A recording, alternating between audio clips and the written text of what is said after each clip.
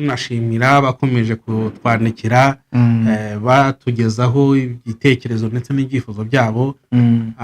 Benshi bagiye bagaruka ku ntambara za Isirayeli, badusaba ko twabakorera ubusesenguzi mu kugaragaza mu by'ukuri ni iyihe mpamvu nyamukuru izihishe inyuma.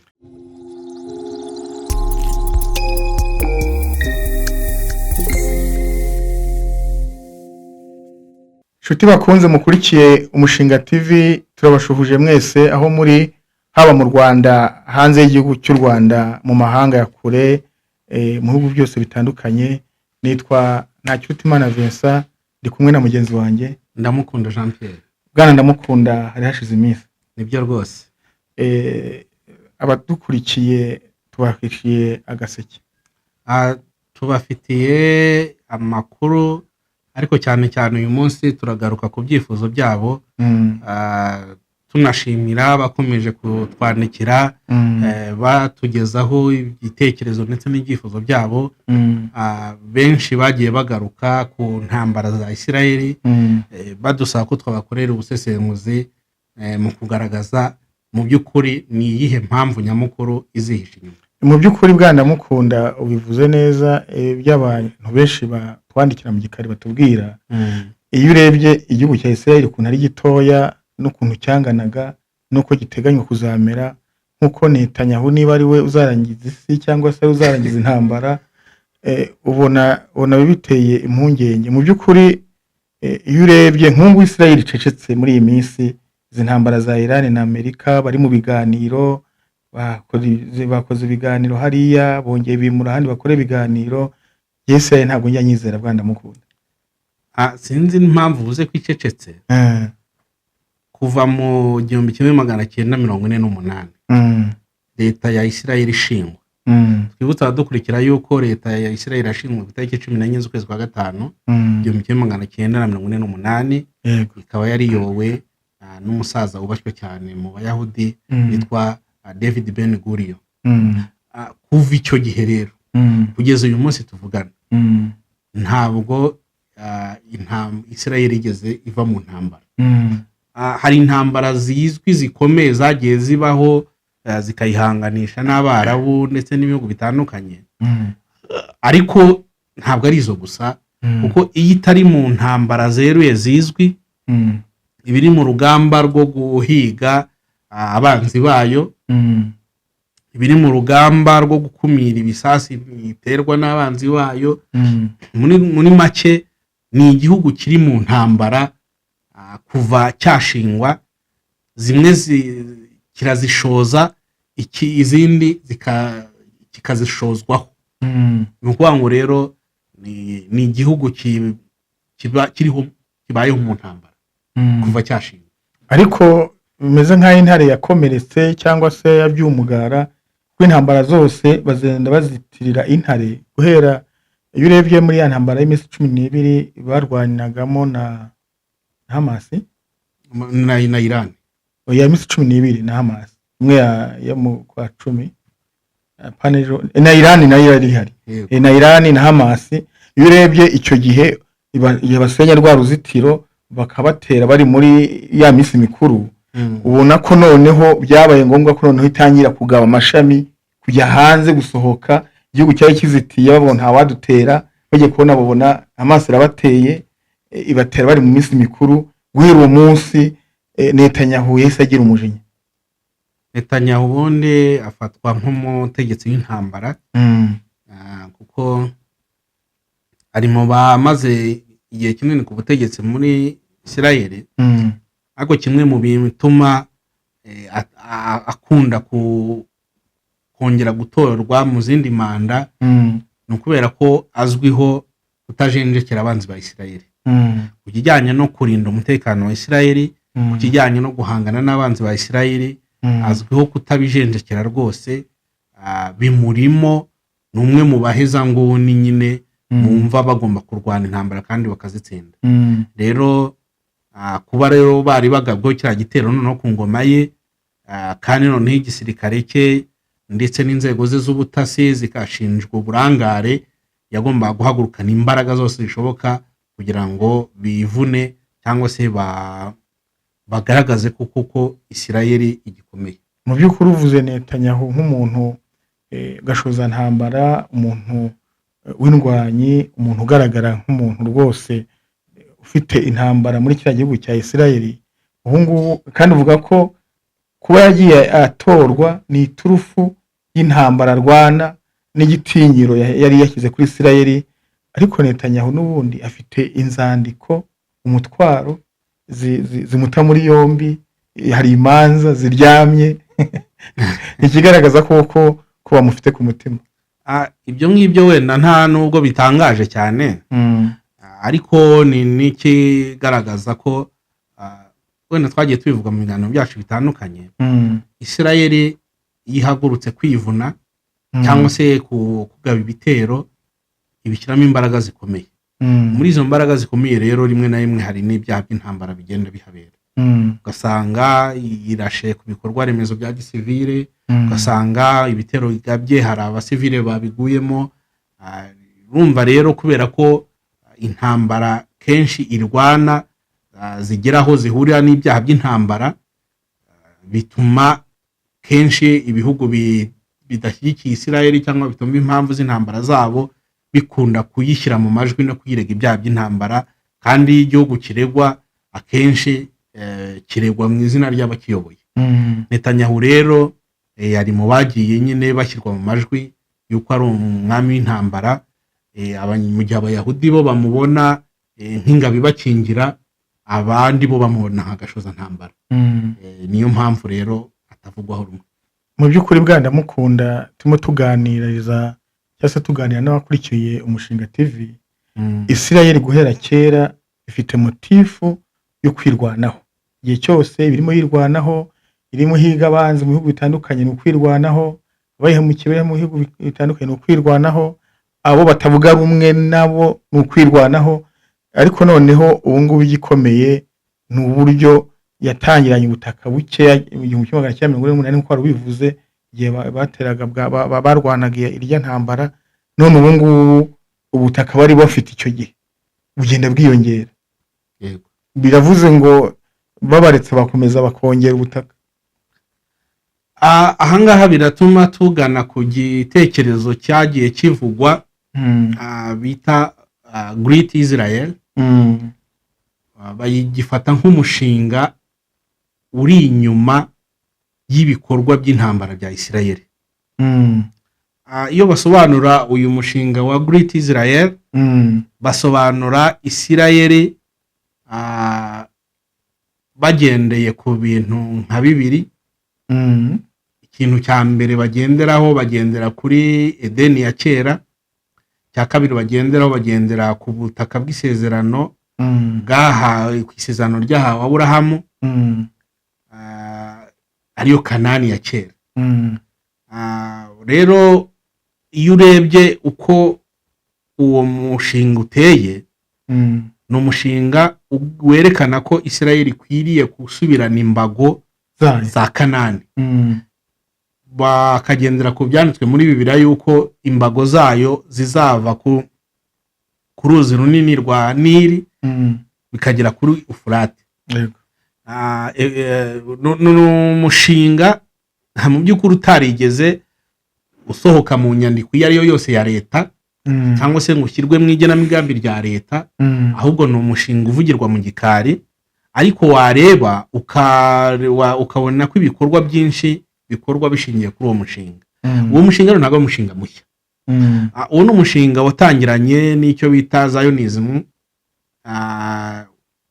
kuko ujya wumva ko abayahudi hari n'ababita abazionist. Ibyo rero bituruka kuri umuryango wa Zionism, wa umuryango wavutse kera utangizwa n'uwitwa Theodor Herzl. Niwe wakwita ko ari we washinze uwo muryango w'abazionist. Uwo muryango rero w'abazionist ni nawo wageze ku kubaho kwa Isirayeli, kuko niwe wateguye ishingwa rya Isirayeli. Zionist ni movement. Yego. Iyo Zionism movement rero wari umuryango uhuje abayahudi aho bari batataniye hirya no hino mu bihugu bitandukanye, cyane cyane abenshi bari mu Burayi no muri Aziya. Yego. Hanyuma rero uwo mushinga wari umushinga ugamije, cyangwa se uwo muryango wa Zionism ni umuryango wari ugamije kwegeranya abayahudi aho bari hose ku isi, ariko bagamije kuzongera kubona igihugu cyabo kandi bakakibona mu mbago zacyo cyari gifite nk'uko zigaragara mu bitabo byabo by'iyobokamana cyangwa se mu mateka ya Bibiliya. Urumva rero ni umushinga umaze imyaka myinshi. Mu gihe rero leta ya Isirayeli yashingwaga, twagiye tubibwira abadukurikiye yuko habanje kubaho ibitekerezo, abantu babanje kwibwira yuko abayahudi icyo bashaka ari ubutaka, aho baba, aho batura. Ariko baza kuvuga bati nibyo turashaka ubutaka, ariko turabushaka kuri gakondo yacu. Ndetse bari baratangiye kubyitegurana mbere yuko umuryango w'abibumbye ubyemeza. Batangiye bate rero? Batangiye bagura ubutaka mu burasirazuba bwo hagati, bakabugura bakabwubakamo, abayahudi aho baturutse hirya no hino bakaza bakabuturamo, ku buryo bagiye kwemeza igihugu hamaze kwiyegeranya abayahudi benshi mu burasirazuba bwo hagati.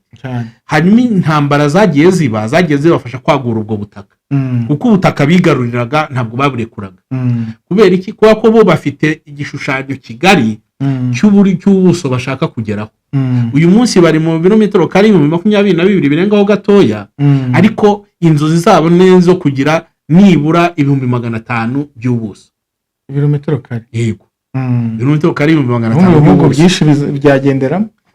Uri umushinga uzagera ibihugu byinshi bituranye na Isirayeli ubu ngubu, harimo zira za Libani, za Yorodaniya, za Turukiya, kugera muri Turukiya, igice cya Arabia Saudite, ni ibihugu byinshi bigomba kuba biri muri uwo mushinga. Ku buryo rero bamwe batekereza ko intambara za Isirayeli zishorwa cyangwa se ziterwa n'uwo mushinga wihishe utagaragara. Mu kanya babikomojeho, intambara zose barwana bavuga ko ari intambara zo kwirengera, ari nizo kwirwanaho, ari intambara zigamije umutekano wabo. Ariko wareba uburyo umutekano wabo bawurinda, ugahita ubonamo ikindi kintu. Nk'ubu uyu munsi rwose umuntu avuze ko igihugu cya Palestina cyo kugenda kiburizwamo burundu, ntabwo yababeshye. Kuko uyu munsi turabizi ko igihugu cya Palestina kigizwe n'intara ebyiri, intara ya Gaza n'intara ya West Bank ariyo bita Cisjordan. Iyo babireba rero muri wa mushinga wabo,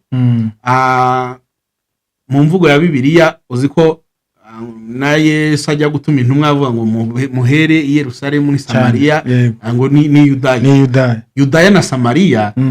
Iyo urebye mu kwikarita, niho hari West Bank uyu munsi cyangwa Cisjordan. N'uyu munsi rero iyo term iracyakoreshwa, ahubwo atari ko nubwo mujya kure, Yudaya na Samariya ntiturahagera. Ntiturahashyikira. Nuko ngo uyu munsi bari muri gahunda yo kugira ubugenzuzi bwuzuye bwa West Bank. Gaza byo barabitangaje, bavuga ko bitwaje ko Hamas ariho yitoreje ikanahategurira biriya bitero, bavuga ko Gaza igomba kurimburwa burundu. Bafite umushinga wo kuyubaka bushyashya. Buriya rero hari tekinike abayahudi bagiye bakoresha mu kwigarurira ibice bitandukanye. Ni tekinike ya mbere ni intambara zabaga aho bafataga barahagumanaga. Indi tekinike niyo kugura ubutaka muri Palestina. Bamara kugura ubutaka bakabwubakamo imiturirwa ariko igamije yo guturwamo, bakazanamo abaturage ba Isirayeli. Noneho bakagenda biyongera. Noneho abanyapalestina bakavukire bakagenda bimuka. Bamwe bakimuka baguriwe. Aho nuwango nkuko bijya bibaho iyo hari igikorwa rusange, umushoramari araza akagurira abaturage bakimuka, agakira igikorwa ahantu runaka. Iyi tekinike Isirayeli ayikoresha muri Palestina. Bakaza bakashaka amafaranga bakagurira agace runaka, bagahita bakubakamo amazu bakayatuzamo abayahudi, ubwo ako gace kaba kabaye kabo birangiye. Noneho abanyapalestina bagiye barimo hagati nabo ubwabo bisanga babangamiwe ku rwego bahitamo kugurisha bakigendera. Ubwo ni uburyo busanzwe bw'amahoro, ariko bumaze kugera ku kintu gikomeye cyane, aho abanyapalestina bagenda basunikwa mu buke buke ku buryo usanga ya za ntara zitwaga izabo Gaza na West Bank nazo igice kinini kimaze guturwamo n'abayahudi. Ikindi kandi no kwaka igihugu cya Palestina byarahagaze, nivuga ko byarasinziriye rwose. Ni umushinga wasinziriye. Ubundi kenshi bajyaga bavuga icyo bita two state solution, bavuga ko amahoro yo mu burasirazuba bwo hagati azazanwa nuko yemejwe bira bihugu byombi. None byarasinziriye mu buryo bwa diplomasi byarahagaze. Hari n'ibihugu byari byatangiye kurokonesa Palestina nk'igihugu, ariko byaratuje. Ahubwo ibiramamo tukumva ku rundi ruhande harimo ibirimo bigenda byemera Yerusalemu nk'umurwa mukuru wa Isirayeli, kandi kugeza uyu munsi mu buryo bugaragara Yerusalemu yari itarajya mu bugenzuzi bw'100% bwa Isirayeli cyane rwose. Ni ukuvuga ngo rero tutarambiranye cyangwa dutinde, bigaragara yuko mu buryo bugaragara bwanditse bwa migambi ya leta nta hantu tuzabona Great Israel Project ivugwa, ariko mu bikorwa no mu bitekerezwa tubona ibikorwa byinshi biganisha muri uwo murongo, aho tubona ko Israel igenda yigarurira ubutaka ihereye muri Palestina. Uyu munsi yubona ibikorwa muri Libani, bavuga ko bari kurwanyayo Hezbollah, ariko bagenda bashyiramo ingabo nyinshi, bagaba ibitero bikomeye bagerageza guca intege ubutegetsi bwa Libani, ku buryo uburyo mu minsi iri imbere rwose dushobora kuzagenda tubona impinduka ariko ziri muri uwo murongo wa Great Israel Project. Ni umushinga rero umaze imyaka myinshi uterurwa ku mugaragaro, ariko bikagaragara yuko abayahudi benshi b'abahezanguni bawufite mu mitwe yabo kandi bumva batazaruhuka batarawugeraho. Mu by'ukuri Bwana Mukunda urakoze kudusobanurira, ariko kandi uretse abo bayahudi b'abahezanguni n'abasirikare barabizi ko bagomba kuzarwana kugeza babonye ubwo butaka, kuko ku mapeta kunuze yabo hano ku rutugu hagira igishushanyo, ngo iyo urebye neza usanga ari igishushanyo kigaragaza ukuntu Isirayeli igomba kuzabiteye. Erega icyo twabwira nuko iyo hariho project nk'iyo ngiyo iba ari mu ngengabitekerezo, muri ideology. Ideology rero kugira ngo izagire imbaraga irigishwa, iratozwa. Itozwa rero abayahudi kuva mu bwana bwabo. None rero murabizi ko politiki ya Isirayeli iteganya ko buri muyahudi wese agomba kuba umusirikare. Ni ukuvuga ngo byanze bikunze buri muyahudi wese iyo ideology aba yari yitoje, aba yizi. Niyo basirikare mu byo barwanira baba bazi yuko inyuma y'icyo barwanira hihishe uwo mushinga wa Great Israel, kandi iyo Great Israel Project ni ishema ku muyahudi wese aho ava akagera. Niyo mpamvu rero kuba ingabo za Isirayeli ziwiyumvamo, abayahudi bose bawiyumvamo, bazi ko ari ishema ryabo kuba uwo mushinga wagerwaho. Gusa haracyari imbogamizi nyinshi, ariko niyo urebye n'izi ntambara nta n'igitangaje rega kuba izi ntambara ziri kuba ushobora kuzihuza n'uwo mushinga, kuko uwo mushinga ntushobora kuba Amerika itawuri inyuma. Kandi kimwe mu bintu bibangamiye uriya mushinga na Iran yari irimo, kuko Iran twibutse ko yari yashinze iriya Axis of Resistance, ishyirahamwe cyangwa se ihuriro ry'imitwe irwanya Isirayeli. Ni ukuvuga ngo mu gihe ubutegetsi buriho muri Iran bwaba buvuyeho hagashyirwaho ubutegetsi bwumva Amerika na Isirayeli, n'iriya mitwe yahita isenyuka. Gusenyuka kw'iriya mitwe rero biri mu bintu byatuma kwaguka kwa Isirayeli gushoboka. Urabyumva ko Syria yamaze gusenyuka, Libani na icyo gihe Hezbollah nisenyuka nabwo bazaba barimo bayigira amajanja. Nuvuga ngo ibihugu byose biri hafi ya Isirayeli, ikigaragara ko uwo mushinga urimo rwose mwimbere. Nshuti bakunzi mukurikiye Umushinga TV, ayo ni amakuru yandi twari tubaboneye kandi ni meza acukumbuye. Mukomeze mukoreshe mukore subscribe, mukomeze muduhe comment, mutwandikire mutubwire sije ushaka ko tubaganiriraho nkuko musanzwe mubikora. Turabakunda, nakagaruka amakuru yacu. Murakoze cyane. Murakoze.